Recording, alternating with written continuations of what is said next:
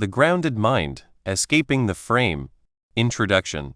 The air in a room can become a palpable entity, heavy with the weight of unspoken sentiments, can't it? You know the feeling. A seemingly innocuous exchange, intended for pleasantries, morphs into a precarious tightrope walk. A question, innocent on its surface, elicits a defensive prickle, as if you stand accused of an unseen transgression. Your attempts at clarification falter, your words twisting in transit, landing in ways you never intended. It's akin to navigating a labyrinth where the walls reconfigure themselves just as you believe you found your path. You feel adrift, misunderstood, perhaps even cornered, bewildered by how a cordial chat has devolved into an invisible contest of wills. What if the crux of the issue lies not merely in what is articulated, but in the very architecture of the conversation itself? What if unseen forces are subtly orchestrating your thoughts and emotions, compelling a particular response? This subtle manipulation of our perceptions, our cognitive processes, and our emotional landscapes is what we term social framing. Envision it as the construction of invisible barriers or the meticulous staging of a scene, dictating how you are meant to interpret a situation or an individual. One might frame a scenario to engender guilt, impose an obligation, or sow seeds of doubt in your own judgment. It is a deliberate presentation of information, or an artfully posed question designed to gently steer your perception and your visceral reaction.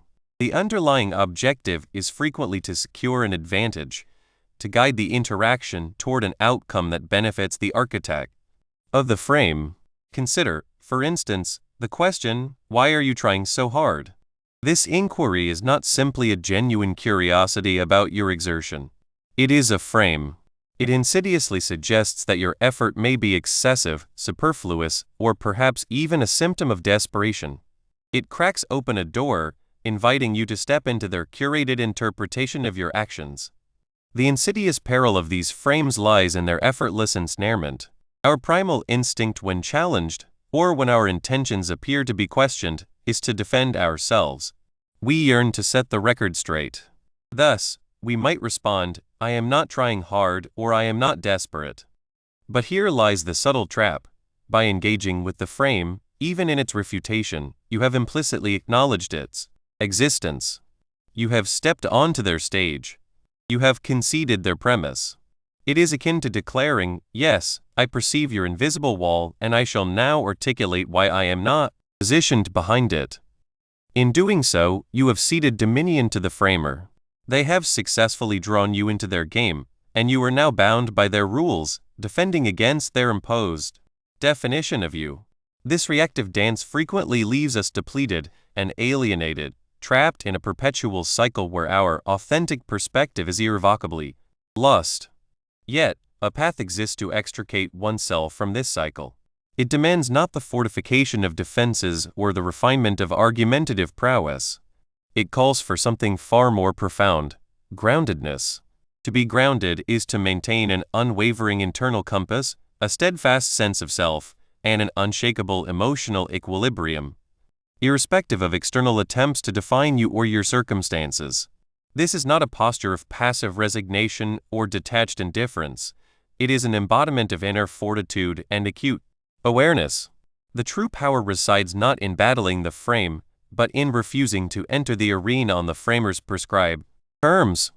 It is the discernment of the frame for what it is, coupled with the conscious choice not to participate in the game. This constitutes the very essence of the grounded mind, a state of being where you are the sovereign of your own perceptions and reactions, rather than being swept along by the currents of others' attempts to shape them. This book embarks on a journey to illuminate these nuanced social dynamics. We will delve into the art of recognizing social framing in its immediate manifestation, even when artfully concealed. More critically, we will cultivate the inner resilience necessary to remain grounded, to anchor ourselves to our own truth, and to navigate social interactions with an unassailable clarity and unwavering confidence. You will discover the methods for disengaging from manipulative stratagems without escalating discord, fostering instead stronger, more authentic connections. Together, we will unlock the profound potential of the grounded mind, fundamentally transforming your experience of the social realm and reclaiming your inherent personal power within it. Chapter 1. Understanding the Frame. 1. What is framing? Imagine gazing upon a masterful landscape painting. You perceive sweeping hills, a sky of boundless cerulean, and a humble, inviting cottage. Now envision that same artwork ensconced within a heavy, ostentatious frame. Suddenly, your gaze is inexorably drawn to the gilded edges, diminishing the perceived scale of the painting, perhaps even altering the very vibrancy of its hues through the frame's discordant color. The frame, in essence, reconfigures your perception of the artwork. Social framing operates with a remarkably analogous mechanism, save that its armature is not wrought of wood and gold, but is an intangible construct, woven by individuals around ideas, circumstances, or indeed, oneself. It is the deliberate art of presentation, a subtle choreography of thought and emotion, often enacted without conscious awareness. This is not mere discourse. It is a potent stratagem employed to sculpt one's convictions and reactions. At its core, framing is the deliberate act of imbuing information, posing inquiries, or delineating a situation in a manner that artfully steers one's perception, interpretation, and even one's visceral response. Consider it the erection of invisible barriers or the meticulous construction of a stage, dictating precisely how one ought to apprehend or experience a subject. These frames are frequently deployed to confer an advantage upon the architect of the frame within an interaction. For instance, when confronted with the question, "Why are you being so difficult?" the interrogator is not merely soliciting information. They are, in fact, ensnaring you within a preordained frame, one that already categorizes your comportment as difficult. Your instinctual response may well be to mount a defense, to declare, "I am not being difficult." Yet, in uttering such a rejoinder, you have implicitly conceded the premise of the inquiry. You have stepped across the threshold of their frame, and now engage in a dialectic confined by their imposed boundaries. The question itself has preemptively defined your actions, compelling you to navigate within the confines of their designated label. This constitutes the fundamental peril of a frame. By engaging with it, even through outright negation, you tacitly endorse its existence. You cede to the other party the authority to dictate your portrayal and dictate your response. They have, with consummate success, confined you within a conceptual box of their choosing. The antithesis of being framed is to be grounded. This signifies an steadfast adherence to one's own vantage point, the preservation of emotional equilibrium, and a resolute refusal to capitulate to external attempts at defining oneself or one's circumstances. Thus, what distinguishes the simple conveyance of an idea from the deliberate act of framing it? In communication, our aim is to impart knowledge, to elucidate with clarity, or to articulate our sentiments. The ultimate objective is comprehension. However, when we frame something, the underlying intention undergoes a metamorphosis. It transcends mere dissemination. It becomes an exercise in manipulation. The framer's primary concern is not your understanding of the objective facts, but rather your understanding of those facts as the framer wishes you to perceive them. This distinction betrays a calculated agenda. The framer endeavors to direct your thoughts, sway your emotions, and guide your actions toward a particular outcome that serves their interests. It is the difference between offering a map and meticulously tracing a singular route upon that map, insisting it is the sole viable passage. Let us examine how specific linguistic choices and emotional appeals coalesce to forge and solidify a frame. Language itself is an instrument of paramount importance. Words possess inherent power. A purveyor of goods might assert, this is an investment, not an expense. They are not merely describing the item, they are framing it. Expense carries a negative valence, a disbursement of funds, a potential source of future regret. Investment, conversely, connotes growth, future dividends, and sagacity. By framing the transaction as an investment, they subtly impel you to regard it as a prudent financial maneuver, thereby increasing the likelihood of purchase, even if it represents a superfluous indulgence. Consider the framing inherent in a question. To ask, "Why are you trying so hard?" implies that the exertion is excessive, perhaps even imprudent or unwarranted. It places the individual in a precarious position, compelling them to justify their endeavors. A more neutral, less overtly framed inquiry might take the form of, "Could you elaborate on your process?" Or "What are your aspirations for this undertaking?" Such questions invite exposition without implicit judgment. The former question, however, constrains you to a posture of defense. Emotional appeals are equally consequential. Frames frequently tap into our deepest reservoirs of feeling. A political figure might frame a policy proposal not as a complex economic blueprint, but as a matter of national security. Abruptly, the issue transcends budgetary considerations and becomes an urgent concern of fear, of safeguarding families, of existential preservation. This emotional framing circumvents rational deliberation and elicits an immediate, primal, fear-driven response. You are no longer contemplating the policy's intricacies, you are envisioning potential peril. The frame has irrevocably altered your entire emotional landscape. What are the immediate psychological ramifications for an individual when they acknowledge or respond to an imposed frame, even in its refutation? The instant you engage with a frame, you grant the framer an ingress. If someone declares you are perpetually tardy and you retort, "I am not always late," you have implicitly accepted the premise that your punctuality is subject to scrutiny, and that lateness is the defining characteristic they are fixated upon. You have stepped onto their chosen battlefield, and your engagement is now dictated by their terms.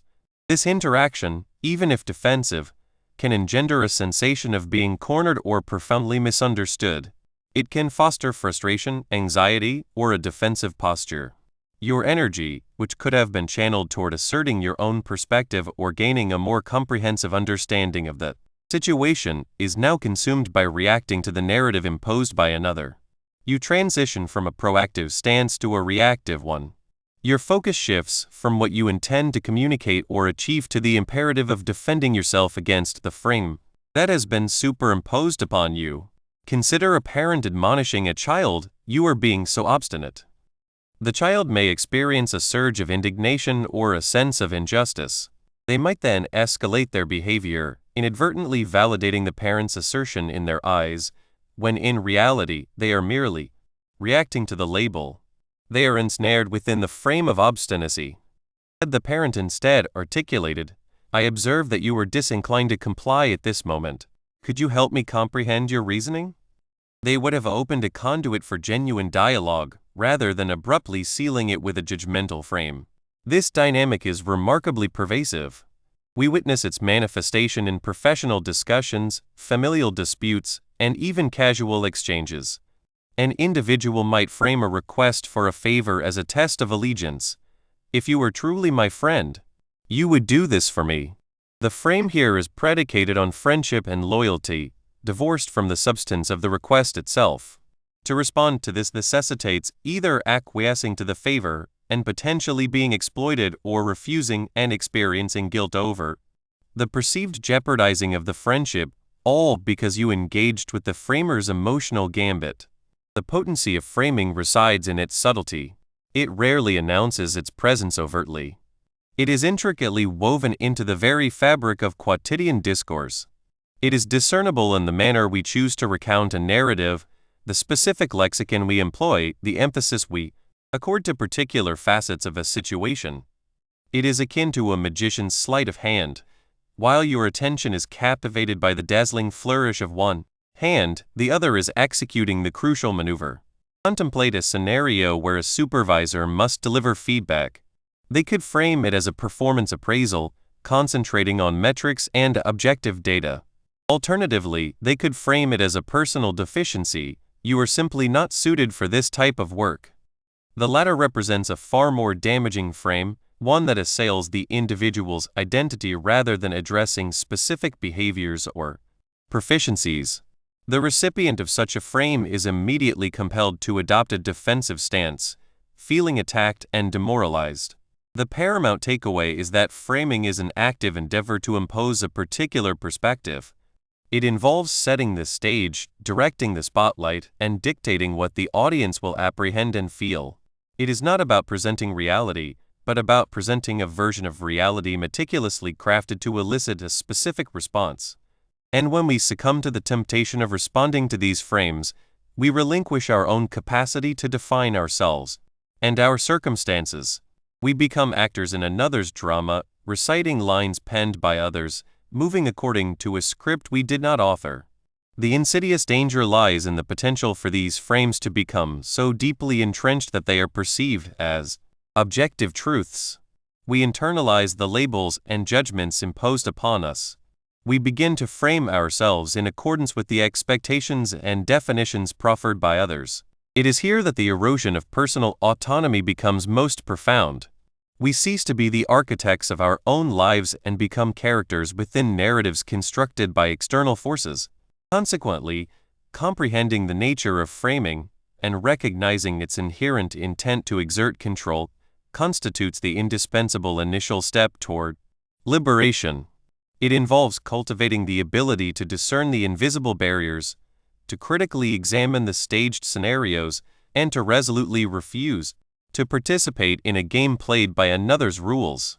It is about acknowledging that our own perspective, our own internal compass, represents our most invaluable asset. This understanding prepares us for the subsequent, vital phase, learning how to remain grounded, how to resist the insidious allure of these frames, and how to reclaim our own mental and emotional dominion. Without this foundational grasp of what framing entails, the concept of being grounded would be devoid of context, purpose, and efficacy. 2. How framing shapes perception. Picture yourself gazing upon the world through a pair of spectacles, blissfully unaware of their tinted lenses.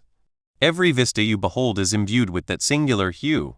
A cerulean tint leaches the vibrancy from the grass, rendering the sun a pallid imitation. A crimson overlay imbues all with a heightened urgency, a feverish intensity. Social framing operates with an uncanny resemblance to these chromatic lenses. It transcends mere observation, it dictates how one perceives, and in that subtle alteration lies the genesis of profound change. When an individual employs social framing, they engage in more than mere discourse. They surreptitiously extend a pair of those tinted glasses. They meticulously construct a stage or erect imperceptible barriers, meticulously guiding your thoughts, your sentiments, and your comprehension of unfolding events. It is an unspoken directive. Behold it thus. And with disquieting frequency, without so much as a flicker of awareness, we don the proffered lenses, our vision now, filtered through their chosen tint. Consider the seemingly innocuous query, why are you striving with such vehemence? On its surface, it purports to be an inquiry into exertion. Yet, the underlying frame is a far more potent architect of meaning. It insinuates that your effort is excessive, perhaps superfluous, or even bordering on the absurd. It sows the insidious seed of doubt. Abruptly, your contemplation shifts from the task at hand to an anxious assessment of judgment, a knowing suspicion of impropriety. Your mental compass veers from how can I achieve this? To am I expending too much energy? What prompts their scrutiny? This is the crucible in which perception is forged by framing. It does not merely categorize an action, it fundamentally reinterprets its essence and its purpose, often compelling a defensive posture. The potency of framing resides not in the lexicon employed, but in the resonance it achieves when situated within a specific context. The frame is the context. It is the invisible current that dictates our interpretation of words. If uttered, you appear somewhat disquieted, the speaker might genuinely express concern. However, the frame can irrevocably alter this. If the speaker harbors a history of inducing anxiety, or if their delivery is laced with a sardonic smirk, that frame might transmute into, your disquiet betrays a vulnerability. Suddenly, your internal state is not merely observed, it is subjected to judgment. You may find yourself consumed by shame for your worry, compelled to conceal it, or indeed, plunged into deeper anxiety by the perceived scrutiny. The original observation, you appear somewhat disquieted, is eclipsed, supplanted by the framed interpretation. Frames wield immense power by tapping into our latent internal landscapes. We all possess pre-existing convictions, ingrained emotions, and established modes of apprehending the world, mental shortcuts, as it were. For instance, a pervasive human yearning is to be perceived as capable and in command.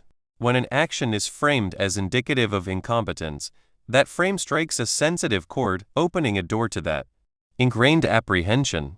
The framer need not logically persuade you of your inadequacy. They merely need to orchestrate the situation to evoke that feeling of incompetence, and your psyche rushes to fortify that vulnerable locus. Contemplate the frame. You are unduly sensitive. This frame capitalizes on the implicit notion that pronounced emotional responses are inherently flawed, a sign of weakness. If you have ever been subjected to this pronouncement, or if you harbor a conviction that such sensitivity is unbecoming, this frame will resonate with immediate force. The validity of your emotional response to the circumstances becomes secondary. The frame has already dictated to your mind that your emotional reaction is the locus of the problem. Your focus diverts from the precipitating event to a defense of your emotional prerogative, or to an attempt to suppress those feelings to conform to the frame's expectation. You have entered their arena, and they dictate the rules of engagement. This lies at the heart of a frame's peril. By reacting to it, even by vehemently denying it, you implicitly validate the frame itself. If confronted with, "You are attempting to defraud me," and your retort is, "I am not attempting to defraud you," you have inadvertently conceded the premise that deception is even a conceivable element of the exchange. You have entered the very space they have delineated. The discourse has shifted from the substantive issue to a debate conducted within their constructed reality. The framer has masterfully commandeered your attention and your emotional capital. The emotional topography is where framing truly asserts its dominion. It does not merely reconfigure our thoughts, it reshapes our feelings, and these feelings, in turn, govern our actions. Envision two divergent scenarios. In the first, a colleague declares, "We must ensure this report is flawless, lest heads shall roll." The frame here is one of crushing pressure, palpable fear, and the specter of retribution. Instantly, a knot may tighten in your stomach, your heart rate may accelerate, and your focus may constrict to the sole objective of evading culpability. You are predisposed to anxiety, potentially leading to errors born of stress. Now, consider an alternative framing. Let us collaborate to elevate this report to its utmost potential. Our aim is clarity, precision, and impact. This frame cultivates sentiments of camaraderie, purpose, and pride. You may experience a surge of energy, heightened motivation, and a flowering of creativity. Your focus broadens to encompass the identification of optimal solutions. The fundamental task of report generation remains unchanged, yet the emotional and cognitive experience is rendered entirely distinct solely by virtue of the frame. The initial frame cast you as a combatant in a struggle for survival. The latter positioned you as a constituent of a team striving toward a shared objective. This profound emotional metamorphosis is the very source of a frame's potency. It can instantaneously evoke defensiveness, apprehension, guilt, or even a sense of obligation. These emotions then color our judgment and steer our conduct. We act based on the emotional tenor the frame induces, rather than on a dispassionate, objective assessment of the situation. The framer, through judicious word choice and contextual deployment, can engineer our emotional state to their strategic advantage. One of the most insidious facets of social framing is the pervasive illusion of neutrality. In most instances, individuals are utterly unaware of their framing. They perceive their interpretation of events as the unvarnished, objective truth. They navigate the world through their own tinted lenses, presuming a universal congruence of vision. This renders the act of framing seemingly innate, even indispensable for effective communication. When queried, "Why are you so tardy?" the inquirer may genuinely apprehend your lateness as an infraction demanding explanation, oblivious to the possibility of unforeseen traffic congestion or an emergent crisis. Their intent is not conscious manipulation, but rather the uncritical presentation of their perspective as the sole valid one. This is precisely why the framing of a question wields such formidable influence. A question is not merely a conduit for information, it frequently embodies an implicit assumption. Why do you appear so despondent? Presupposes that the individual is despondent and that this despondency necessitates elucidation. While potentially well-intentioned, it nevertheless frames the person's emotional state as a problem requiring resolution and directs their introspective gaze toward their own feelings. If the individual was not consciously registering sadness, the question itself might prompt an introspective analysis of their emotions, potentially precipitating a more profound sense of sorrow. The artifice lies in the fact that these frames frequently circumvent our rational faculties. They speak directly to our emotional core and our deeply ingrained beliefs. When a frame strikes a resonant chord, it bypasses analytical deliberation. It elicits an immediate, often automatic, response. The frame, "you are not thinking clearly," may provoke an instant defensive reaction, even if you were assiduously engaged in the logical dissection of a complex issue. Your primal urge is to refute their assertion, to demonstrate the lucidity of your thought process, and in so doing, you may inadvertently cloud your own judgment as you become preoccupied with self-defense. Consider a commonplace scenario. Sarah endeavors to articulate a novel concept to her team. Mark, prone to feeling imperiled by innovation, interjects. Rather than stating, "I find this idea disagreeable," he frames it as a practical impediment. "This sounds promising, Sarah, but how shall we operationalize it within our current budgetary constraints?" Abruptly, Sarah's focus is irrevocably shifted. Her initial disposition was one of exhilaration, fueled by the conceptual potential and creative audacity of her idea. Now, she is compelled to justify its feasibility and its fiscal implications. Mark has not directly contested the idea's merit, but he has expertly reframed the discourse around a constraint, the budget. This frame may represent a genuine preoccupation for Mark, or it may be a strategic maneuver to quash the idea without overt confrontation. Irrespective of his underlying motive, he has successfully reoriented the perception of the conversation. Sarah is no longer presenting a visionary concept. She is now engaged in a budgetary deliberation, tasked with validating her idea within narrowly defined financial parameters. Her initial enthusiasm may wane as she is drawn into a more defensive, analytical mode. The frame has dictated the very terms of engagement. This is the mechanism by which framing sculpts perception. It does not merely proffer an alternative viewpoint, it actively filters what is perceived and how it is comprehended. It is akin to furnishing an individual with a cartographical representation that delineates only select thoroughfares and landmarks, while omitting others. The user of this map may harbor the conviction of possessing a comprehensive understanding, yet they are guided by the inherent limitations of the map itself.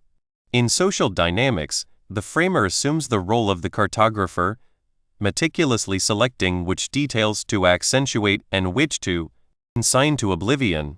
The formidable power of these frames stems from their capacity to access our pre-existing cognitive structures, our inherent biases, and our emotional vulnerabilities. When a frame aligns with a deeply held conviction, a latent fear, or a fervent desire, it gains immediate purchase. It is akin to discovering a key that perfectly unlocks a previously unrecognized tumbler. The frame, "you are not a team player," may resonate profoundly with an individual who harbors a profound dread of being perceived as selfish or uncooperative. Their immediate impulse is to demonstrate their collaborative spirit, often by acquiescing to propositions they might otherwise reject, or by suppressing their own needs to project an image of cooperation. The frame has bypassed a rational appraisal of the situation, instead triggering an emotional response inextricably linked to a core concern for self-identity. This is why the immediate reaction to framing is of paramount importance. When subjected to framing, our initial impulse is frequently to respond to the frame itself, rather than to the underlying reality of the situation. If someone frames you as unreasonable, your immediate inclination may be to prove your reasonableness. However, in doing so, you have implicitly accepted their definition of what constitutes reasonableness within that specific context. You have entered their game, and they have established the rules. You are no longer defining yourself, you are reacting to their definition. The illusion of neutrality is the linchpin here, because individuals frequently engage in framing without conscious intent, or because they genuinely believe their frame represents the most logical perspective, it becomes exceptionally challenging to detect. We are so accustomed to navigating within these framed realities that we often fail to recognize when an attempt is being made to impose a particular lens. We may experience discomfort, defensiveness, or bewilderment, yet struggle to articulate the precise cause. We attribute these sensations to the situation itself, or to our own perceived shortcomings, rather than acknowledging that our perception is being actively molded by an external influence. For instance, a manager might articulate, "I harbor reservations regarding your commitment to this project." This statement appears to be a direct observation. However, the underlying frame is one of doubt concerning your dedication. It does not pose the question, "What are your thoughts on the project's trajectory?" or "How do you feel about the project's progress?" Instead, it plants a seed of doubt about your fundamental commitment. Your immediate response may be to enumerate every facet of your dedication, detailing your hours, your efforts, your sacrifices.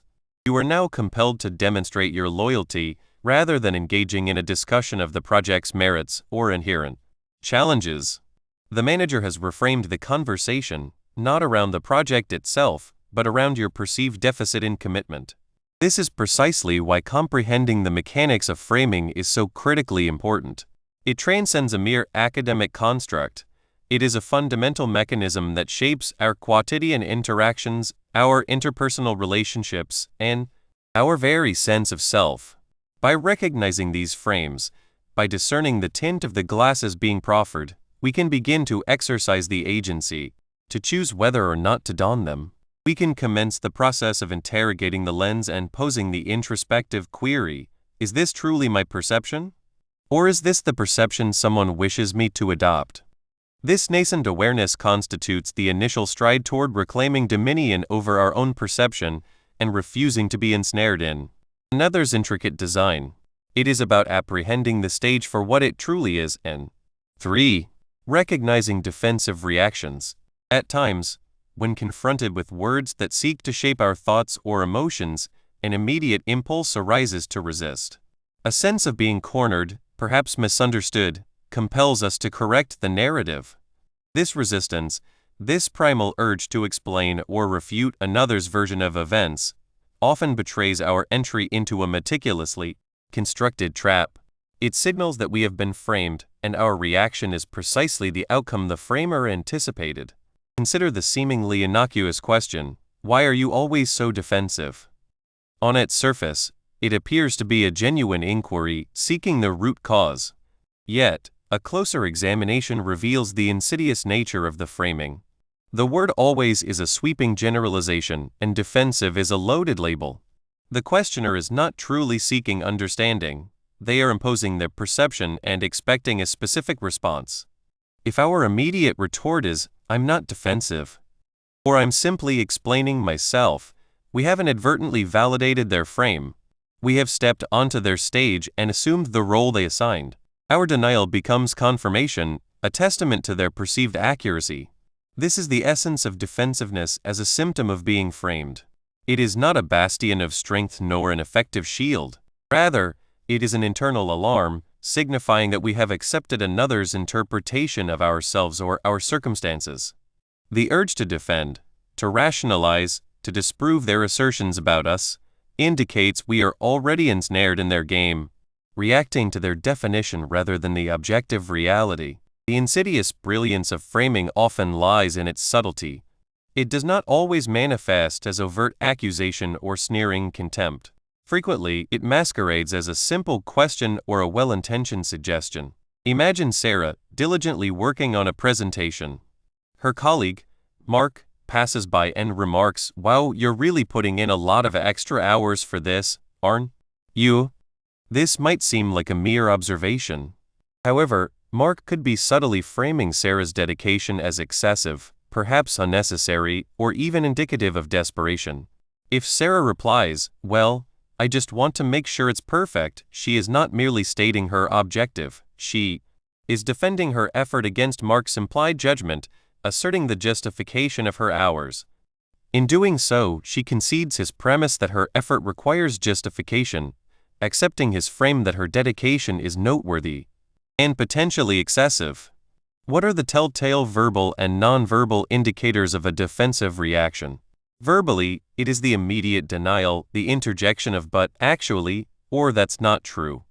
It manifests in rapid-fire explanations, an attempt to cover every conceivable angle as if under interrogation.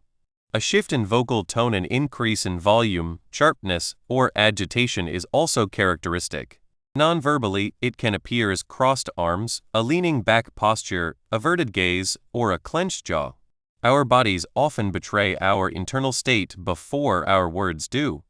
A quickened heartbeat, a knot in the stomach, or a flush creeping up the neck are physical manifestations of our system reacting to a perceived threat. In the context of social framing, this threat is often the imposition of a perspective we do not share, yet feel compelled to address. The fundamental issue with defensiveness is that the very act of defending ourselves, even with impeccable logic and factual accuracy, cedes power to the framer. When Mark implies Sarah is overworking and she defends her hours, she is not challenging his initial framing. She is attempting to reconcile her actions within the confines of the frame he has established, striving to prove her effort is commendable despite his implied criticism. Instead of stating, "I'm working on this because it is important to me," she articulates, "I'm working on this because it is important and my hours are justified." The latter is a response dictated by his frame, the former is an assertion of her own reality. Consider another common framing question: why are you so upset about this? This query is seldom a genuine invitation to explore one's emotions. It is typically an attempt to characterize one's emotional response as disproportionate or unfounded. If we respond, "I'm not upset, I'm just concerned," we have fallen prey to the trap. We have accepted their definition of our emotional state, diverting the conversation from the core issue to a debate about the nomenclature of our feelings. The framer has successfully shifted the focus from the problem to our reaction to it. The psychological underpinnings of this phenomenon lie in our innate desire for validation and our fear of misjudgment. We strive to be perceived as rational, competent, and in control. When someone frames us in a manner that contradicts this self-image, suggesting laziness, emotional volatility, or incompetence, our automatic response is to correct that perception. We seek to disprove their assessment. However, in our earnest efforts to prove them wrong about us, we inadvertently validate their framework. We become so preoccupied with defending the label they have affixed that we neglect to question the label itself. This is where the concept of opening the door becomes relevant. When we react defensively, we are essentially signaling, "I acknowledge the box you have placed me in, and I will endeavor to demonstrate my suitability or perhaps even the merits of the box itself." By acknowledging the frame, even in denial, we grant the framer permission to continue directing the discourse. If we deny being defensive, they can retort, "Well, you are reacting quite strongly to that suggestion," leaving us still ensnared in defending our reaction. They have gained control because we are now operating within their stipulated terms. The antithesis of this defensive reaction is what we term being grounded. A grounded individual feels no compulsion to defend their actions or emotions against an externally imposed frame. They possess a robust sense of their own perspective and reality, requiring no external validation for their inner security. If Sarah were asked, "Wow, you're really putting in a lot of extra hours for this, aren't you?" a grounded response might be a simple, calm, "Yes, I am. This project is important to me." There is no justification, no defense, merely a statement of fact and her intrinsic motivation. She has bypassed the implied criticism, opting instead to articulate her position. The door remains firmly shut. The distinction between internal and external validation is paramount. Defensive reactions are often propelled by a yearning for external affirmation. We fret over the opinions of others and react when those opinions appear negative or erroneous. A grounded mind, conversely, draws its confidence from within. It trusts its own judgment and its own feelings, secure in its intrinsic worth and therefore unthreatened by another's attempt At definition, consider another scenario. Imagine Leo, a child engaged in building a rather precarious tower of blocks. His parent, intending to be helpful, remarks, "Leo, are you sure that tower is stable? It looks like it might fall." Leo, feeling his creation is being judged, might immediately exclaim, "No, it's not going to fall. I made it strong." He is defending his tower and, by extension, his effort and judgment reacting to the frame of instability. A parent attuned to the dynamics of framing might approach this differently. Instead of questioning the tower's stability, they might inquire, "What are you building there, Leo? Or tell me about your tower." This invites Leo to share his perspective, to define his creation on his own terms, without the parent imposing a frame of potential failure. If Leo then declares it's a castle, the parent can respond, "A castle. It looks very grand." This validates Leo's vision without engaging with the implied criticism of precariousness. The inherent danger of the defensive reaction lies in its predictability. It reveals to the framer precisely how to manipulate our responses. If they know that labeling us defensive elicits denial, they will employ it. If they understand that questioning our effort prompts justification, they will exploit that too. We become automatons, our defensive reactions the strings by which we are manipulated. Beyond overt denials, look for a shift in energy. When a sudden imperative arises to justify oneself, to prove a point, or to make another understand one's perspective from their vantage point, that is a signal. It is the moment our focus shifts from expressing our own truth to rectifying their perceived misrepresentation of us. It is the instant we feel compelled to perform, to persuade, to win an argument about our character or intentions, rather than to engage straightforwardly with the subject at hand. Another subtle indicator is the sensation of being caught in a loop. We offer an explanation, it is reframed, we re-explain, and it is reframed anew. Our explanations, however lucid, seem to miss the mark because they fail to address the underlying frame. We are attempting to construct a solid edifice upon shifting sands. The internal experience of defensiveness is equally revealing. It is often accompanied by a sense of being misunderstood, a feeling of injustice, and an emotional charge that can manifest as frustration or anger. While these emotions are valid, when directed towards defending against a frame, they are channeled in a way that empowers the framer. The energy that could be used for a clear articulation of one's position is instead consumed by the tit-for-tat of defending against another's perception. Recognizing these defensive reactions is the critical first step. It is the moment we perceive that we are not merely responding to words, but to an invisible architecture of perception. It is akin to seeing the stage lights for the first time, realizing a script is being written for us. However, mere identification of defense is insufficient. The true challenge lies in comprehending the underlying causes and, more importantly, in preventing their inception. It involves transitioning from a reactive state, where we are governed by external frames, to a proactive one, where we define our own reality. This leads us to the pivotal question: what lies beneath the surface of these defensive impulses, and how can we cultivate a disposition impervious to them? It is about understanding that true strength emanates not from defending against a frame, but from simply not occupying it. 4. Consequences of being defensive.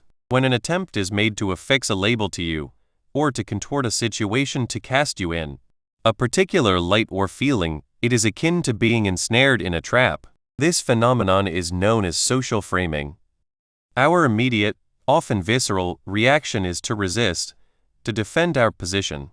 It feels instinctively correct, even virtuous, to declare that is untrue, or your perception is entirely mistaken. Yet, the critical insight to grasp is this: succumbing to defensiveness is precisely the outcome the framer desires. It is a snare, and once you step into its confines, a significant portion of your autonomy is already surrendered. Consider this analogy. Picture a portrait artist determined to depict you as a perpetually disgruntled elder. Their brushstrokes would naturally be heavy, their focus solely on frowns and furrowed brows. If you were to witness this and immediately protest, "No, I am not disgruntled.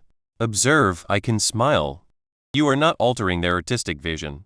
Rather, you are now engaged in a futile effort to disprove their characterization of your mood. You have implicitly accepted their canvas, their palette, and their fundamental assertion that your disposition is the paramount subject, and you are merely bickering over the precise shade of that disposition. This is the crux of the validation trap. When we adopt a defensive posture, we implicitly concede the validity of the imposed frame. Our response then becomes an endeavor to validate ourselves against their definition, thereby bestowing upon the manipulator dominion over our reality. It is as if they have erected a stage, and you are now compelled to perform a role upon their platform, striving to convince them of their miscasting. By reacting, however, you have already agreed to participate in their game, adhering to their rules. Let us examine a commonplace scenario. Imagine yourself engaged in a collaborative project, and a colleague, let us name him Mark, harbors the impression that your contributions are insufficient. Rather than addressing his concerns directly with you, Mark opts to frame the situation. During a team assembly, he might remark, "I find myself pondering why your name appears so reluctant to actively participate in our brainstorming sessions. It feels as though we are missing out on your insights." What is your immediate inclination? A flush of embarrassment or frustration may arise. You perceive yourself as unjustly judged. Your primary impulse is to safeguard your character and your efforts. Consequently, you might articulate, "Reluctant? I have been contemplating the direction, and I simply wish to ensure a thorough understanding before fully engaging. I am not reluctant, I am merely exercising due diligence." Observe the consequence. Mark has categorized you as hesitant. Your rejoinder, "I am not hesitant, I am merely being thorough," does not reject the notion of a label, it merely proposes an alternative one. You continue to acquiesce to the premise that the nature of your contribution is subject to public scrutiny and judgment, and you are attempting to reframe yourself within the confines of Mark's established box. You have ceded power to him because you are now embroiled in a contest of definitions, a contest he initiated and orchestrates. You have accepted his underlying assumption that there is an issue with your jumping in, and you are now attempting to demonstrate that your approach is, in fact, commendable rather than questioning the impetus behind his initial negative framing. The aperture has been opened and Mark has stepped through, guiding the discourse toward his desired outcome, likely to exert pressure on you to vocalize more, irrespective of your readiness. This leads directly to the second consequence, escalation and entrapment. Defensiveness seldom pacifies, it typically exacerbates. When you adopt a defensive stance, you are not truly engaging with the other person's underlying needs or the objective reality of the situation. You are engaging with their framing. This perpetuates a cycle. Mark frames you as hesitant. You defend yourself. Mark might then retort, "Well, that is merely how it appears from an external vantage point." This compels you to defend your external appearance, perhaps by adopting a more assertive or even aggressive tone than you intended, solely to refute his assertion. The discourse devolves from a collaborative problem-solving endeavor to a personal defense. The energy you expend on self-defense is energy that is not allocated to objectively comprehending the situation or assertively articulating your own perspective from a stable foundation. You become ensnared in the manipulator's narrative, rendering your extrication exceedingly arduous. The conversation is no longer about the project. It has shifted to a discussion about you and how you are being perceived. This is precisely the outcome the framer seeks. They have successfully diverted the focus from the issue at hand to your reaction, and you are now caught in their web. Consider a parent addressing a teenager. The parent might declare, "You never contribute to household chores. You are so lazy." The teenager, feeling assailed, might retaliate, "That is untrue. I took out the trash yesterday, and I tidied my room." In this instance, the parent has framed the teenager as lazy. The teenager's defense, while factually accurate, embraces the frame. They are now engaged in a debate about whether they are lazy or not, rather than addressing the fundamental need or shared responsibility in maintaining the household. The parent, observing the defense, might then assert, "Taking out the trash once does not constitute helping. You are lazy." The argument escalates, and the core issue of shared responsibility is lost in the back and forth of affirming or refuting the label of lazy. The teenager becomes trapped in a defensive loop, feeling misunderstood and resentful, while the parent feels unheard and frustrated. This brings us to a profound consequence: the forfeiture of agency and authenticity. A defensive posture compels us to react rather than to act.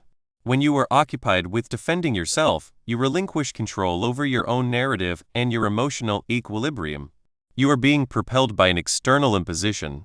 Your responses are dictated not by your own thoughts or feelings, but by the urgent imperative to counteract an external judgment. This erodes your sense of self-efficacy, the conviction that you can navigate situations capably. It can leave you feeling inauthentic, as if you are performing a role to satisfy someone else's expectations or deflect their criticisms. Imagine yourself traversing a narrow, stable bridge. You possess perfect equilibrium and command. Suddenly, a small pebble is cast towards your feet. If you are grounded, you might notice the pebble assess its trajectory and perhaps shift slightly to the side or even disregard it, maintaining your balance. You are in control of your response.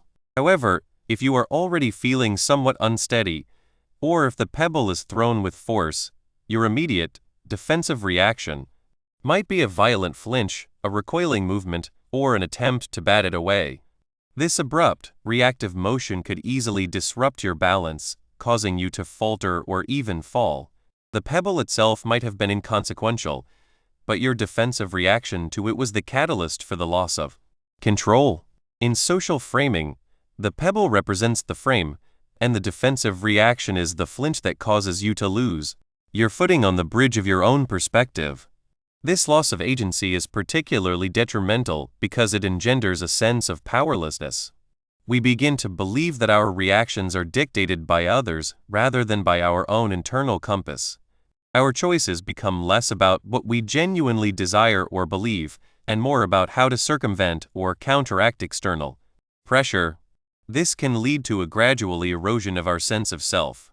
We may commence questioning our own perceptions and feelings, wondering if the other person might be correct, simply because we have expended so much energy defending ourselves against their framing. Furthermore, every defensive reaction, even if it wins the immediate contention, serves to fortify the manipulator's influence.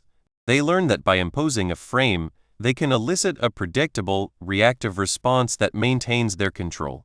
This constitutes a form of learning for them. They receive a reward, in this instance, your focused attention, your emotional response, and your engagement on their terms, for their framing behavior. It is akin to operant conditioning within social interactions. If they declare you are perpetually tardy, and you immediately launch into a defense, perhaps by enumerating all the occasions you were punctual, they learn that this tactic is effective. It elicits the reaction they desire and keeps the focus on your perceived flaw. This emboldens them to persist with their tactics, perhaps even to refine them, having discovered a reliable method for manipulating the interaction. Let us delve into the psychological mechanisms that render defensiveness such a natural, yet ultimately futile, response. Our brains are inherently structured for survival and social cohesion. When we perceive a threat, whether to our reputation, our relationships, or our sense of self, our innate instinct is to protect ourselves. Social framing often feels like an assault on our identity or our capabilities. The sensation of being misunderstood or unjustly judged triggers a primal urge to resist, to reassert our worth. This is frequently rooted in our fundamental need for belonging and acceptance. If we believe that others perceive us negatively, we apprehend rejection. Defensiveness is an attempt to avert that rejection by disproving the negative perception. However, this primal urge, while comprehensible, is not invariably the most judicious strategy in intricate social dynamics. When we react defensively, we operate from a locus of emotion rather than reason. Our fight-or-flight response is activated, and our capacity for clear, strategic thought is diminished. We become preoccupied with winning the immediate argument, with proving the other person incorrect, rather than with comprehending the situation. Articulating our own needs, or achieving a genuine resolution. The paradox lies in the fact that by striving so assiduously to defend ourselves against a frame, we inadvertently empower the architect of that frame and disempower ourselves. They dictate the terms of engagement. They select the battlefield. They choose the weapons, the language, and context they employ. When you respond defensively, you are engaged in combat on their chosen terrain, under their stipulated rules. You are, in essence, declaring, "Very well, I accept your frame of reference, and I shall now endeavor to demonstrate that I do not conform to it." By doing so, you validate the frame itself as a legitimate lens through which to view the situation.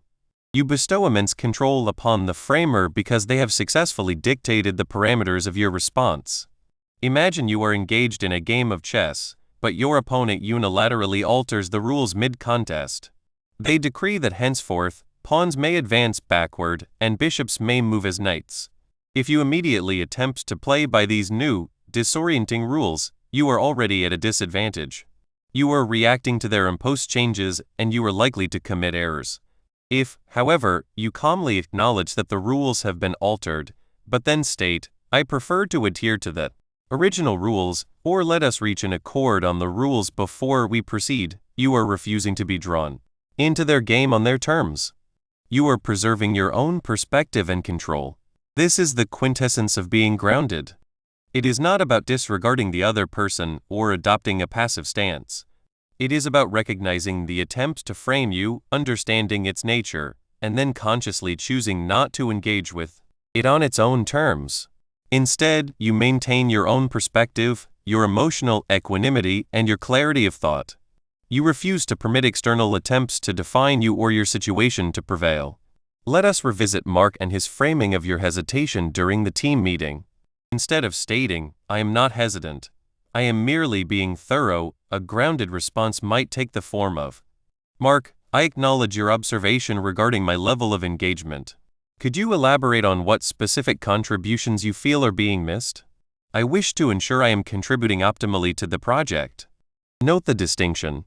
This response does not negate Mark's perception nor impugn his veracity.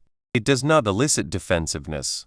Instead, it neutrally acknowledges his comment and then seeks further elucidation.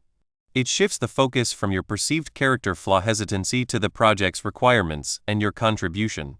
It invites Mark to articulate his concern with greater specificity, which may reveal that his framing was predicated on a misunderstanding or a divergent expectation, or it may initiate a genuine dialogue regarding how you can best contribute. Crucially, you are not validating his frame. You are inviting him to elaborate beyond it, or at least on more objective grounds. You remain on your own bridge steady. 5. Staying grounded amidst manipulation. The instant words are placed in your mouth or your perception of a situation is subtly reshaped, it can feel as if an invisible, gossamer net is cast over you. This is the very essence of social framing. It is not always a thunderous confrontation. More often, it is a hushed whisper, a gentle current guiding your thoughts and sentiments in a direction dictated by another. And its most insidious aspect? When you strive to resist it, you frequently find yourself precisely where they intended. Consider this: if someone poses, "Why are you always so defensive?" and your immediate retort is, "I am not defensive," what have you just conceded? You have implicitly acknowledged their premise that you might indeed be defensive. You have stepped onto their carefully constructed stage, and now you are engaged in a debate over the hue of the curtains, rather than questioning the very act of them erecting the stage. This is the mirage of defense. To react, even with a vehement denial, is to acknowledge their imposed framework. You have opened the door and in doing so have ceded a measure of their desired influence. It is akin to being handed a script and then beginning to recite your lines. The architect of this manipulation, witnessing your response, understands their strategy is bearing fruit. You have been drawn into their carefully orchestrated game, and from this vantage point, they can further their agenda. They might then press, "See? You are defensive."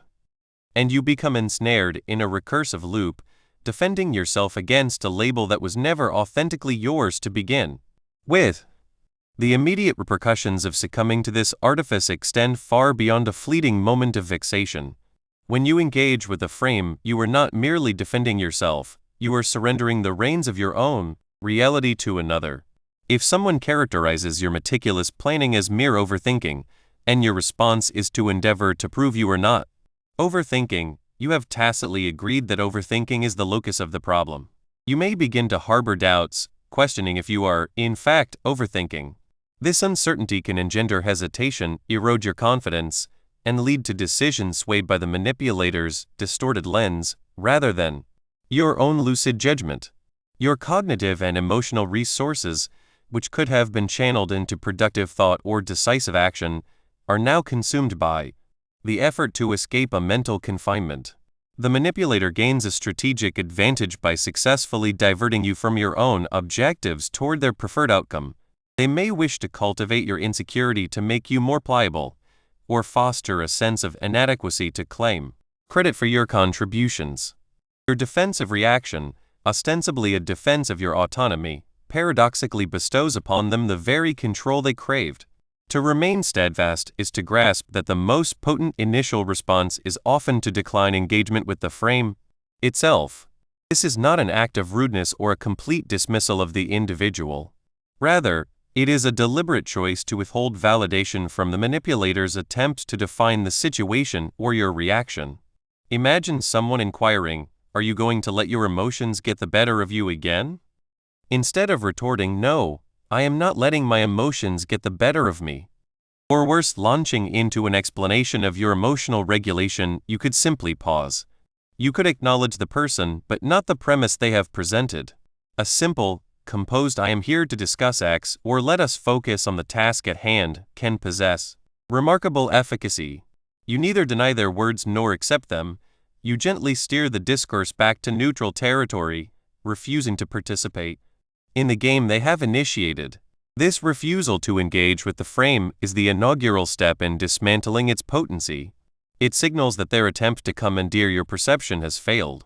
This is precisely where the profound power of staying grounded is revealed. It is not an outward display of defiance.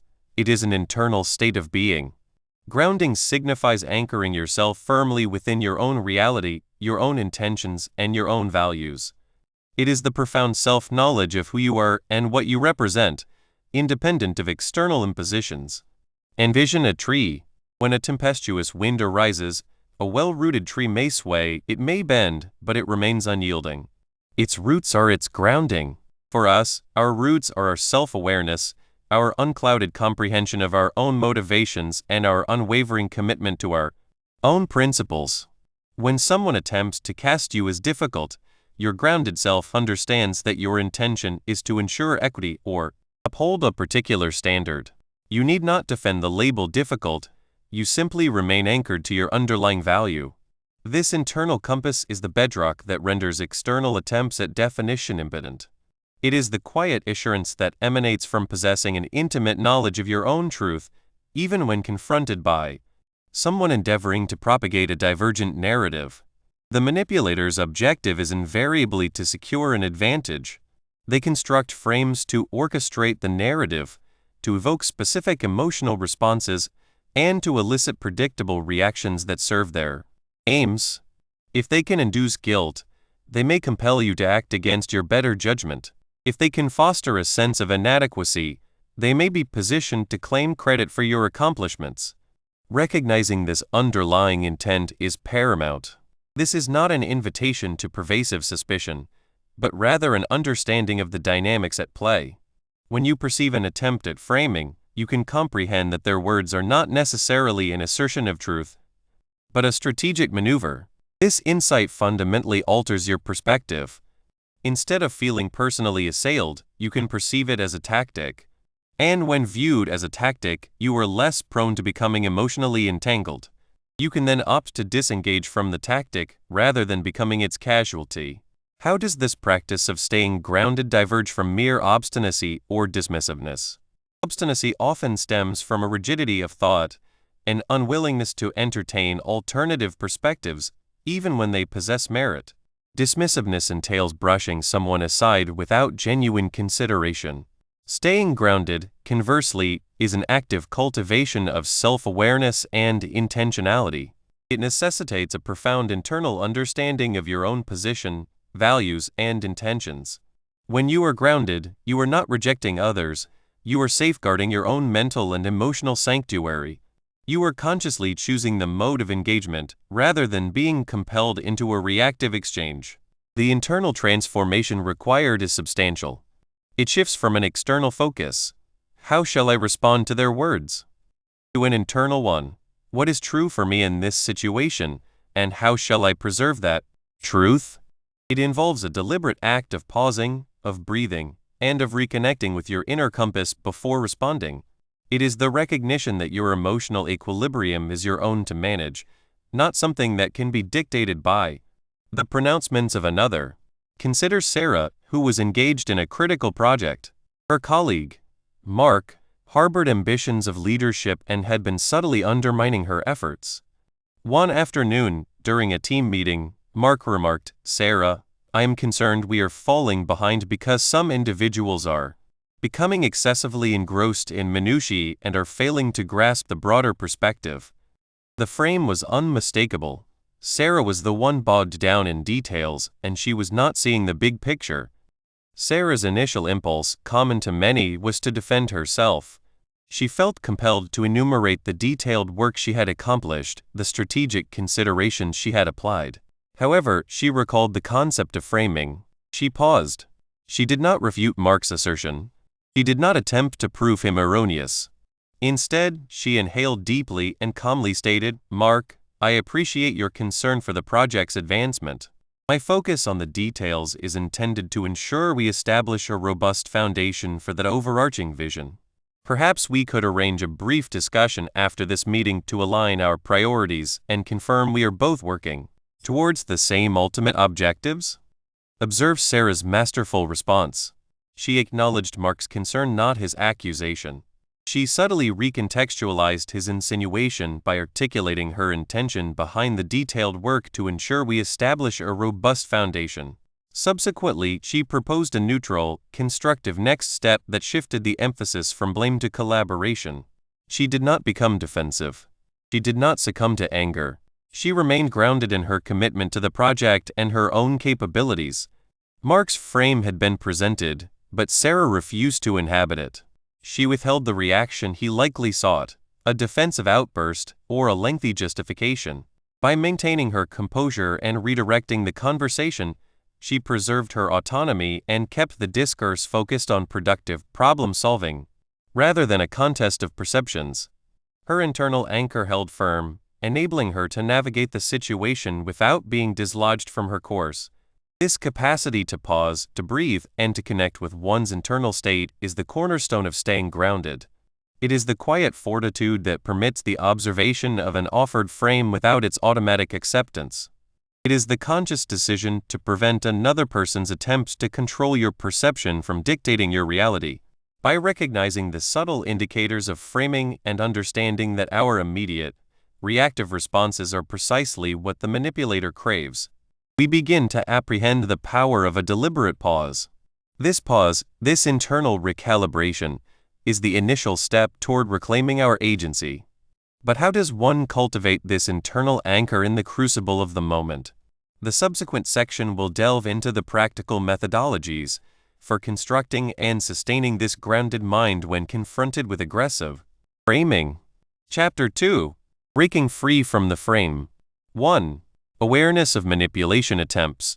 The first, and perhaps most vital, step in reclaiming our mental space from the invisible boundaries of social framing is learning to perceive the frame itself.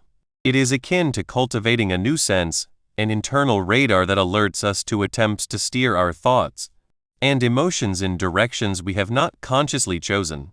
These overtures are seldom announced with fanfare. They are more often whispered, frequently cloaked in the guise of commonplace conversation, rendering them all the more insidious. Consider it thus: a manipulator does not always seek to batter down your door. More often, they gently ease it ajar, anticipating your voluntary entry into their meticulously constructed enclosure, unaware that you have departed from your own domain. This moment of door opening is critical. It is when a question, a remark, or even a deliberate silence begins to implant a nascent idea within your mind, an idea that was absent moments before. The frame derives its potency from its subtlety. It does not compel, it entices. And by accepting this invitation, even by merely contemplating its premise, you have already granted the framer a point of ingress. Observe a common workplace tableau. Sarah is engrossed in her work on a project. Her colleague, Mark, ambles past and inquires, "Are you feeling overwhelmed by this project?" On the surface, it appears as a solicitous query. Yet, note the framing. Mark is not inquiring about the efficacy of Sarah's work, nor the project's progress. He is specifically probing her feelings of being overwhelmed. This question plants the suggestion that she might indeed be overwhelmed. Should Sarah respond with, "No, I am not overwhelmed," she remains ensnared by the frame. She is defending against the insinuation, but she implicitly validates the premise that overwhelmed is a pertinent descriptor of her current state. She has now entered Mark's conceptual space, endeavoring to articulate why she isn't experiencing a particular emotion, rather than remaining in her own focused engagement with her task. A more genuinely open-ended question might have been, "How is the project progressing?" Or, "Is there anything I can assist you with on your end?" Such inquiries solicit information without presupposing Sarah's emotional disposition or her professional competence. This, in essence, is social framing, the deliberate presentation of information, inquiries, or circumstances in a manner that subtly directs your perception, interpretation, and emotional resonance. It is akin to erecting unseen barriers or staging a scene that dictates your prescribed thoughts or feelings regarding a subject. These frames are frequently employed to secure an advantage within an exchange. The peril lies in the fact that by responding to the frame, even through negation, you tacitly accept its validity and cede control to the other party. The antithesis of being framed is to be grounded, which signifies the preservation of one's own perspective and emotional equilibrium, resisting external attempts to define oneself or one's circumstances. The capacity to discern these machinations necessitates a keen attentiveness to the linguistic architecture employed. Manipulators are often adept wordsmiths, wielding specific stratagems to sculpt your perceived reality. One prevalent instrument is the leading question. These questions eschew the pursuit of information, they presuppose a particular answer or a defined circumstance. For instance, if one poses, "When did you commence being so difficult?" the inquiry is not whether you are difficult. It asserts, as an established fact, that you are difficult and merely solicits a temporal marker.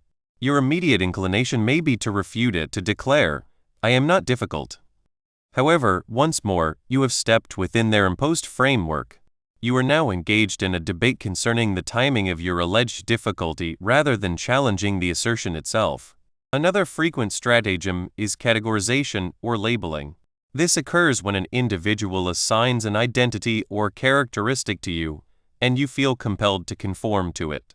Consider the parent who informs their child, "You are always so sensitive."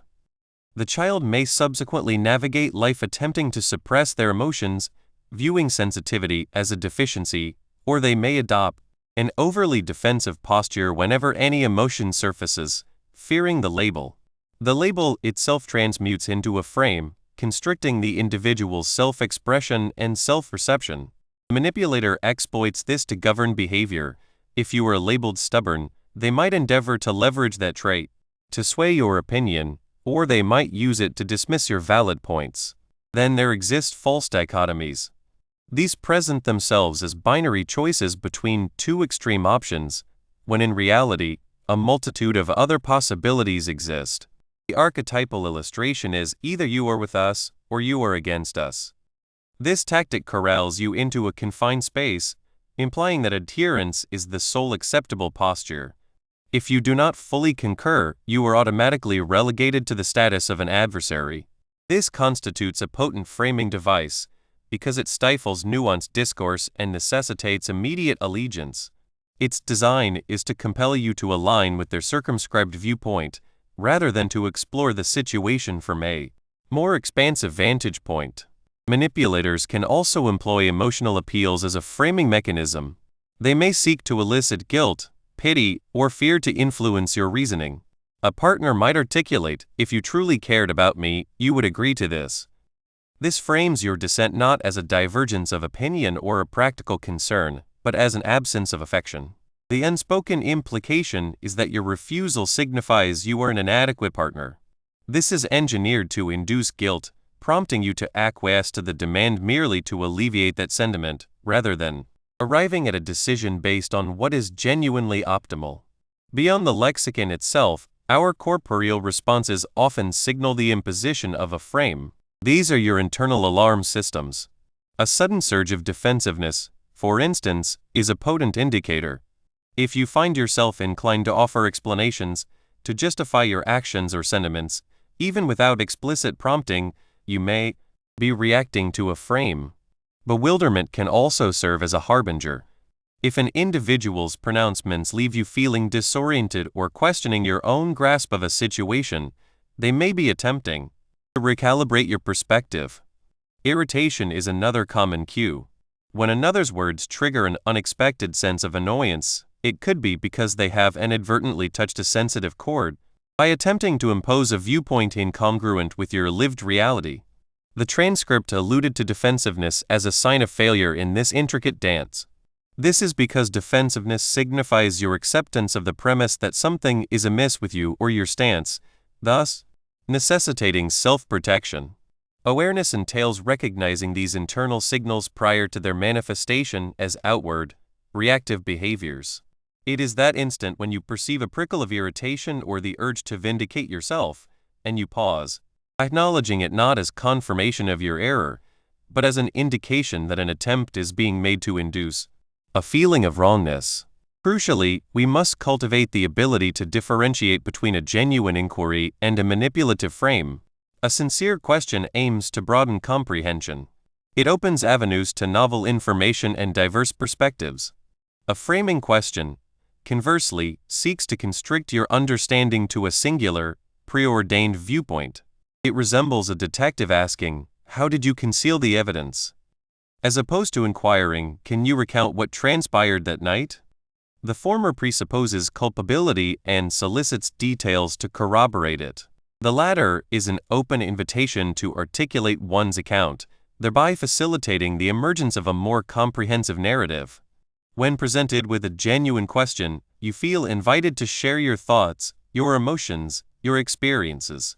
There is an ethos of collaboration, of co-constructing understanding. When a frame is being imposed, you experience pressure, confinement, or obligation. The exchange feels less like a dialogue and more akin to a subtle interrogation or a persuasive sales pitch. The fundamental distinction resides in the intention underpinning the question. Is the individual seeking to glean insights from you, or are they endeavoring to impart what they wish you to comprehend? Let us examine another scenario. Envision a parent attempting to persuade their adolescent son, Leo, to tidy his room. The parent enters and declares, "This room is a disaster zone. Do you intend to reside in filth indefinitely?" This is a frame. It disparagingly labels the room disaster zone, implies Leo is content with squalor, and projects a dire future reside in filth indefinitely. Leo's instinctive response might be to become defensive. "It's not that bad. I was going to clean it." However, this reaction capitulates to the frame. He is now engaged in a dispute over the degree of filth and the temporal aspect.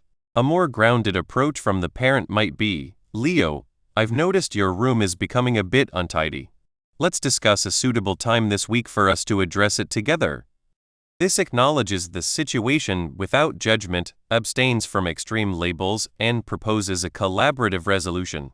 It does not frame Leo as indolent or incapable. It frames the situation as a manageable task requiring attention. The faculty for recognizing these attempts is not about cultivating pervasive suspicion. It is about developing a healthy discernment. It is about safeguarding one's own mental and emotional autonomy. When you can perceive the subtle methods by which individuals attempt to impose their perspectives, you acquire the agency to elect whether or not to engage with them. You can choose to remain grounded, to uphold your own viewpoint, and to respond from a position of clarity rather than mere reaction. This awareness constitutes the bedrock upon which genuine personal efficacy in social interactions is constructed. It permits you to perceive the game being played, rather than being an unwitting participant. 2. The power of grounding techniques. The profound efficacy of grounding techniques resides not in erecting formidable defenses against the external world, but in cultivating an inner sanctuary of profound, unshakable stillness. It is the recognition that while others may endeavor to ensnare us in their perceptual stratagems, we possess the ultimate agency to determine whether or not to participate.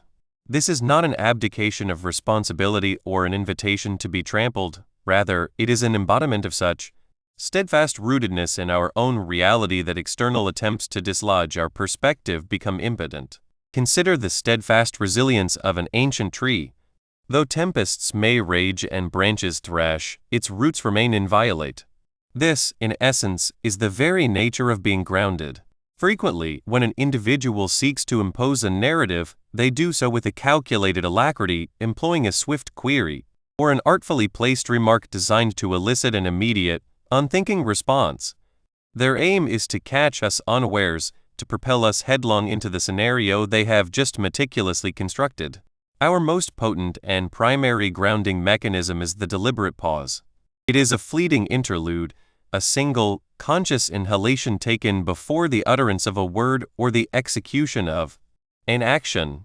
In this infinitesimal span, the world may seem to surge toward us with overwhelming force, yet, by choosing to pause, we carve out a vital space.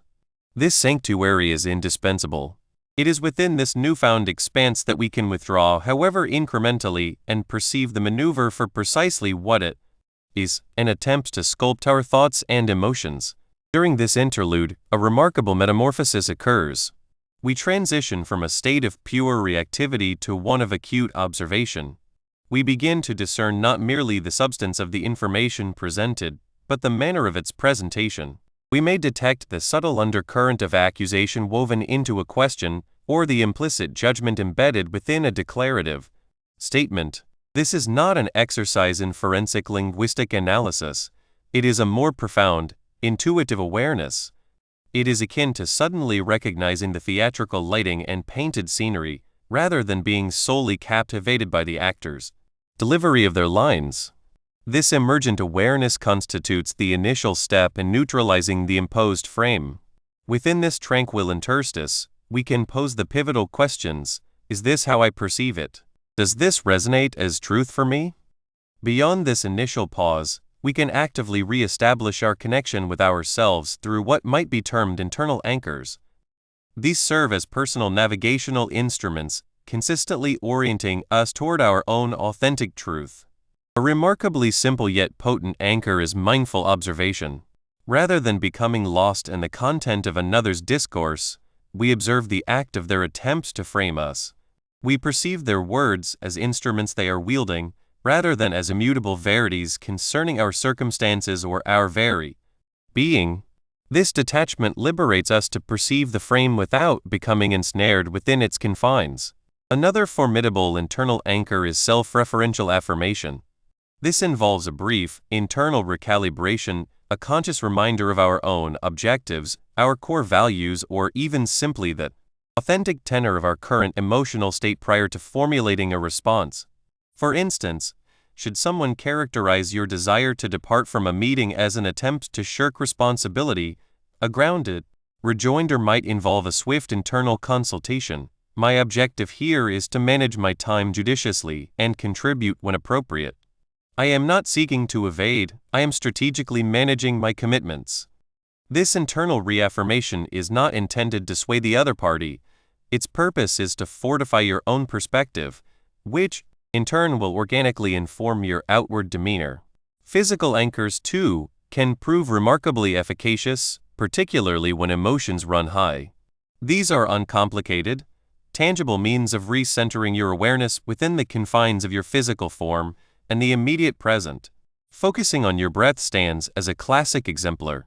The mere act of noticing the ebb and flow of your chest, the ingress and egress of air through your lungs, can extricate you from the turbulent vortex of a framed situation. The sensation of your feet firmly planted on the ground, the palpable support beneath you can serve as a potent reminder of your corporeal presence and inherent stability. You may even subtly engage in the clenching and unclenching of your fists, or trace the texture of your attire. These minute physical gestures anchor you firmly in the here and now, rendering it significantly more challenging for an external framework to draw you into its abstract or emotionally charged domain. A critical facet of grounding involves a resolute refusal to engage with the premise of the imposed frame. When an individual frames a situation, they are frequently establishing an implicit assumption that we then feel compelled to contest. For example, if a colleague remarks, "You seem to be taking this very personally," they are characterizing your reaction as an excessive display of emotionality. The instinctive response is often defensive. "I am not taking it personally." However, by uttering such a phrase, you have inadvertently conceded the underlying premise that the matter is personal and that your reaction may be disproportionate or unwarranted. A grounded response circumvents this pitfall. Rather than defending against the frame, you acknowledge the observation without validating the implicit assumption. Thus, instead of "I'm not taking it personally," you might articulate, "I am sharing my perspective on this matter," or "This holds significance for me." Such responses gently steer the discourse back toward your own intentions and feelings, rather than ensnaring you in the futile endeavor of defending against their interpretation. You are not negating their observation, but you are resolutely declining to permit their interpretation to dictate your reality. You are simply articulating your own position, a potent act of self-possession. When we operate from a place of groundedness, our responses cease to be dictated by an imperative to defend, to prove, or to merely react. Instead, they emanate from a wellspring of genuine intent and unclouded clarity. This fosters a distinct form of communication, one that is more veracious, more direct, and, surprisingly often, demonstrably more effective. When your response arises from a posture of serene awareness, rather than from the agitated state that a frame endeavors to induce, the manipulator frequently finds their leverage dissolving. The emotional spark they sought to ignite fails to catch. This authentic mode of communication can, in turn, disarm the framing attempt by divesting it of the very emotional fuel it was designed to exploit. Let us consider a pertinent illustration. Envision yourself at a familial reunion, where your aunt, renowned for her subtle barbs, remarks, "Oh, you're still toiling away at that project? I had presumed you would have completed it by now. Are you finding it unduly arduous?" This constitutes a quintessential frame. It subtly implies 1. Your project is languishing behind schedule. 2. You are encountering significant difficulties with it. 3. There is a potential implication that you may lack the requisite capability to bring it to fruition. Your immediate, ungrounded reaction might manifest as a defensive exposition of every conceivable reason for the delay, or a flustered declaration, "No, it's not difficult at all." Both of these responses play directly into her stratagem. You are implicitly accepting her premise that the project represents a problem, and that your progress is the locus of concern. Now, let us apply the principles of grounding. Initially, the pause. Draw a slow, deliberate breath.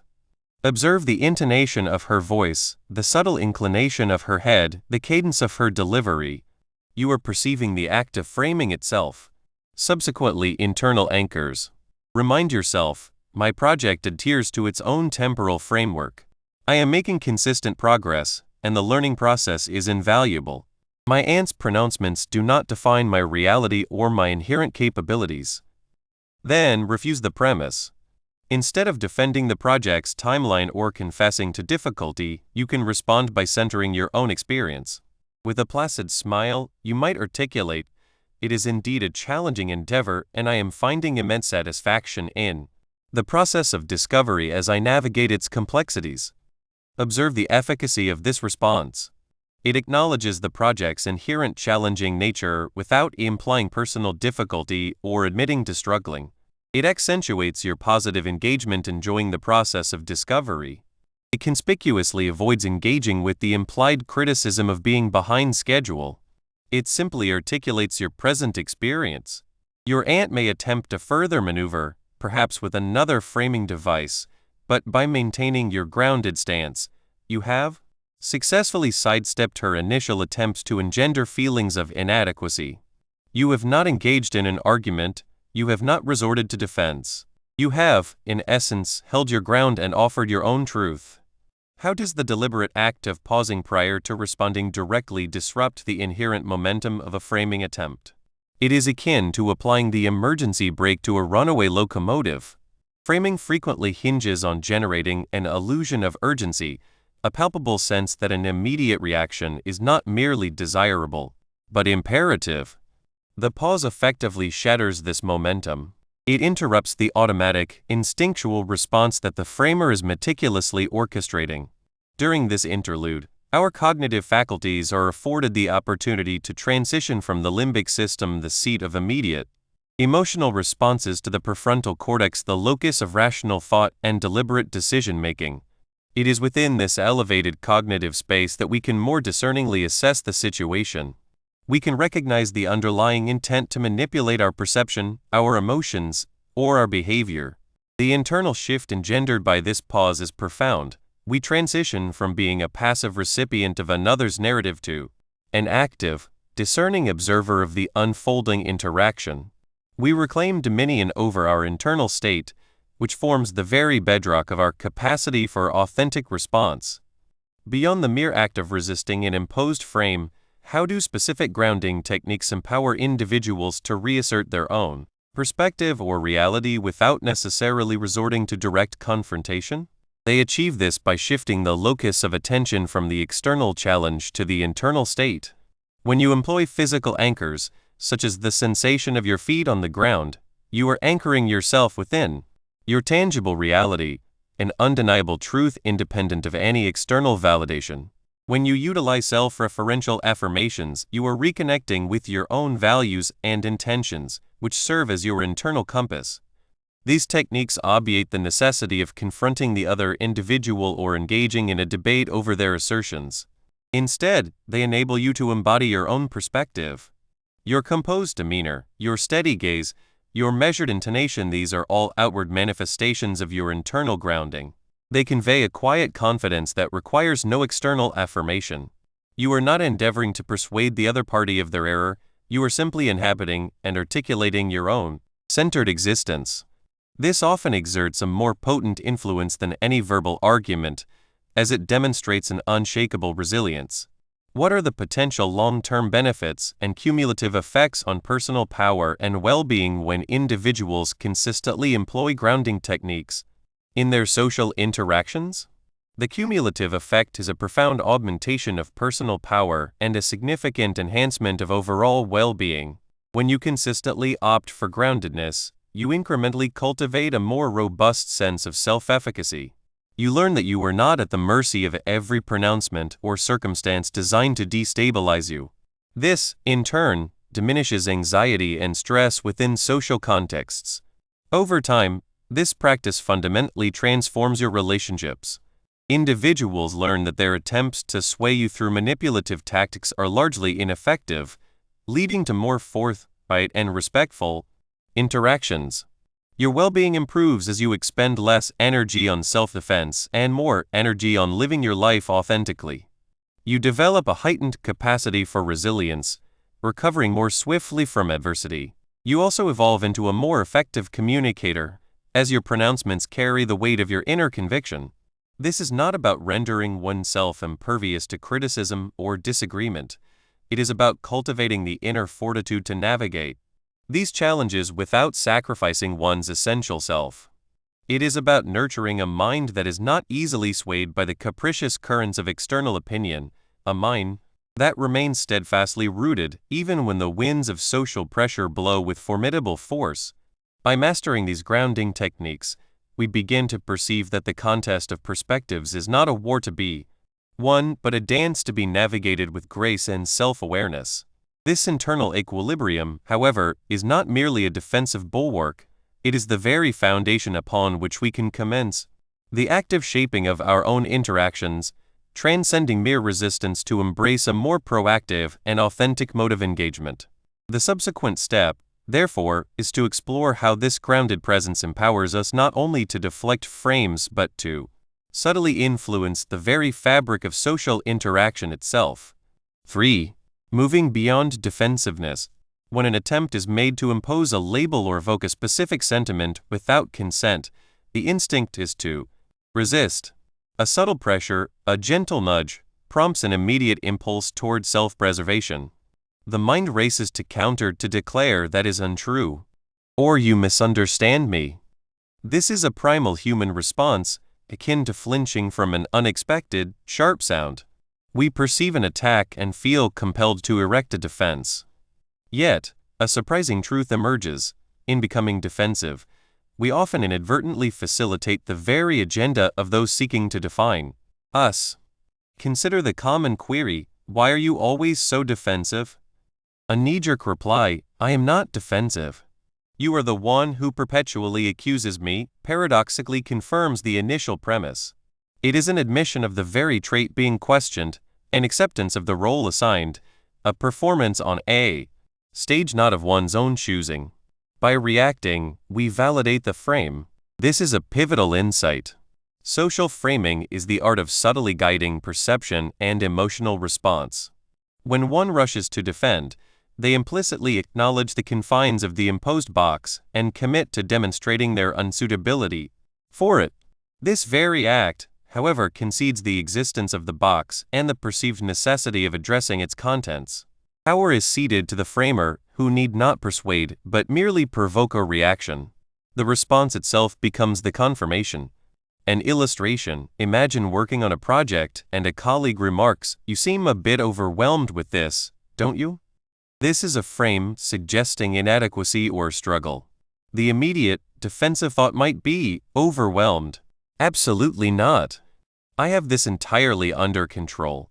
This could then trigger an elaborate exposition of plans, timelines, and efficiency, all designed to prove a lack of overwhelm. However, in this defense, the premise of the question is accepted. A dialogue has commenced, centered on a state of being defined by another. The colleague, perhaps nodding, might interpret the detailed explanation as validation of their initial observation. "Ah, I see," they might say, and the conversation shifts, not to the project's substance, but to the perceived struggle. One has been drawn into another's narrative. This inclination toward defense is deeply ingrained, often perceived as the sole means of safeguarding reputation and emotional integrity. The desire to be seen as competent, composed, and in command is powerful. When words or actions challenge this image, the immediate impulse is to correct the perceived misrepresentation, to justify actions, motivations, or feelings. Such justification, however, is akin to constructing a bulwark of sand. The more material is added, the more it shifts and collapses, lacking a solid foundation. When the urge to justify arises, a moment of introspection is warranted. The question becomes, whom are you attempting to convince? Often, the justification is directed at the framer or the idea they have presented, seeking approval or refuting judgment. In this pursuit, one surrenders the authority to set the standards of proof, operating not from an intrinsic sense of self but from an external definition. Defensiveness is a clear indicator of reactivity rather than proactivity. True power resides internally, in the conscious choice of response, not in being compelled into one. Defensiveness signals that an external force, the social frame, has successfully dislodged one from equilibrium, breaching inner defenses and prompting a frantic attempt to reassert control. This scramble is a reaction, a testament to the disturbance of one's internal state by another's attempt to define reality. This reactive cycle can readily escalate. If the colleague suggesting overwhelm persists, perhaps with, "Well, you do seem a bit stressed," the compulsion to argue one's case intensifies. Voices may rise, insistence may grow. The other may interpret this heightened reaction as further evidence of stress or defensiveness. A subtle framing can devolve into a full-blown altercation, where genuine listening ceases, and the original objective is lost. Energy is consumed by attack and defense, rather than by collaboration or understanding. The fundamental issue lies in the illusory protection that defensiveness offers. It feels like a shield, deflecting negative perceptions, but it is a fragile barrier, constructed on the unstable ground of another's agenda. It is not forged from personal conviction or self-awareness. It is easily pierced because it is designed to parry an attack that has already been implicitly accepted through engagement. Consider how defending oneself, even with cogent reasoning, lends credence to the framer's perspective. When met with, "You're being too sensitive," and one responds with objective reasons for their emotional state, the label of too sensitive is not refuted. Instead, evidence of sensitivity is presented, implying, "See, my sensitivity is justified." The argument remains within the framework of sensitivity as the primary issue. The framer's objective to make the emotional response the central concern is achieved. One becomes the subject of debate on their terms. The subtle, often unconscious, shifts from a grounded state to a defensive one are profound. When grounded, one is centered. Thoughts are clear, emotions stable, perspective authentic. A framing attempt might be noticed but does not destabilize the core. The thought might be, "That's an interesting perspective," but it does not alter one's own. However, upon the landing of a frame, a transformation occurs. A physical tension, an accelerated pulse, a racing mind seeking counterarguments. Focus narrows, fixated on disproving the other's perception. This is the transition from internal control to an internal state dictated by an external force. Energy, once directed outward toward goals or understanding, is now turned inward, battling the imposed definition. One is no longer grounded. One is ensnared by the frame. Imagine a grounded individual as a sturdy tree. Winds may buffet, branches sway, but the roots remain firm. A defensive person is like a dry leaf, buffeted by every gust. The leaf may struggle, fluttering in resistance, but it is ultimately at the wind's mercy. The tree, however, does not fight the wind. It yields, its strength drawn from its deep connection to the earth. Recognizing defensiveness not as a shield but as a surrender to the frame illuminates the path forward. The objective is not to hone defensive skills against invisible barriers, but to cultivate a foundation so robust that these barriers become transparent. It is about fostering an internal state that renders manipulative frames inconsequential. This is the essence of being grounded, finding an unshakable core of clarity and self-possession impervious to external definitions. When truly grounded, defense becomes unnecessary. The frame loses its power. This realization is the first step toward authentic freedom in interaction.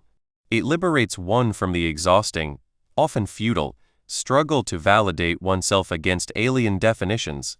It redirects focus from reacting to external pressures to cultivating internal fortitude, understanding defensiveness, as surrender opens the door to the powerful alternative, the practice of remaining grounded and the profound strength it engenders. This leads directly to an exploration of what it truly means to be grounded and how to cultivate that resilience. Conclusion: it is a familiar sensation, is it not?